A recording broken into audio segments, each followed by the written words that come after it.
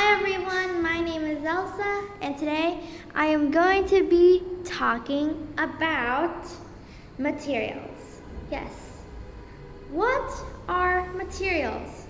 Well, when you look at everyday objects and even some toys and other jewelry and stuff like a bracelet, clothes, a phone, maybe even a glass window. What are those made of? Materials. Yes.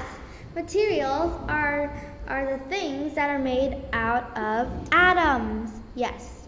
Materials do matter. Well, when you hit someone with a ball and then he or she says, "Ow, that hurts," you should say it doesn't matter because hitting with the ball doesn't even matter, because that's just a little childhood way of like apologizing to your friends, I guess. How many types of materials are there? Well, there are many types of materials, such as wood, plastic, ceramics, glass, metal, rubber, paper, and other stuff. Yes, that's a lot. I couldn't think of everything. Well, actually, there's also cotton as well, made from cotton plants. So, what are the properties of each type? Well, when you look at a fabric, purple fabric on a fashion dress, well, you might think, that is smooth and purple. Yeah, you could definitely see what the color of your clothes are, or maybe even everyday objects. What I'm sitting is this sofa. Well, it doesn't have any mattresses and it's made out of wood. And it's hard. And even a phone. And it's also hard. But what about us? What are we made of? Well, we are made of all different kinds of stuff. We are made of atoms. God created us, and the seventh day He rested. Well, what are fabric made of? Well, sometimes you may say cotton, or maybe even wool. Yeah. But what about the floor I'm stepping on?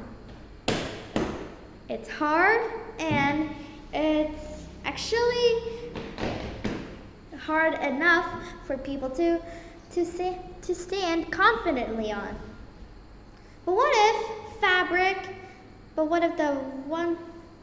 the house builders and the shirts or clothes company switched things like metal or wood clothes, or maybe even a soft fabric floor?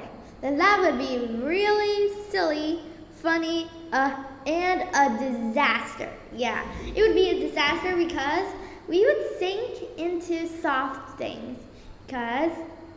Because when I read Goldilocks and the Three Bears, Mama Bear's bed is actually pretty soft. Very, very soft, that Goldilocks sunk into it. It's just like liquid ice cream. Yeah. And what about the clothes we wear? What if it was metal or glass, or maybe even wood or other stuff? Then that would be a total disaster. Again, yes. Because we could barely walk, and we could actually move around for a little bit, and we might get a little tired because metal makes everything hard. And when you wear hard things, you might be able to feel like, "Ow, this hurts.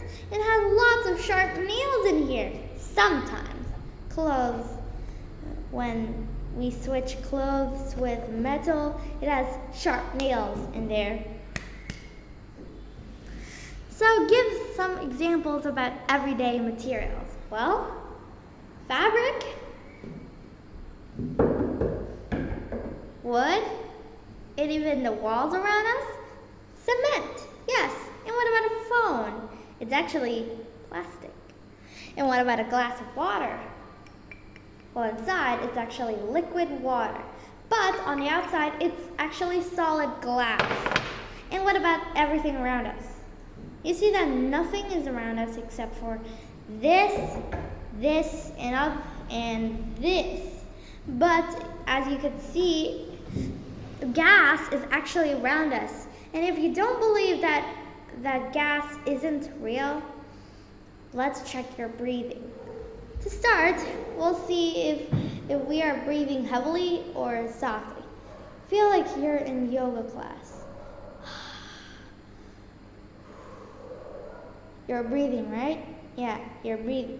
But when you breathe heavily from a 1 mile run, it's like, and that's why air was produced. Yes.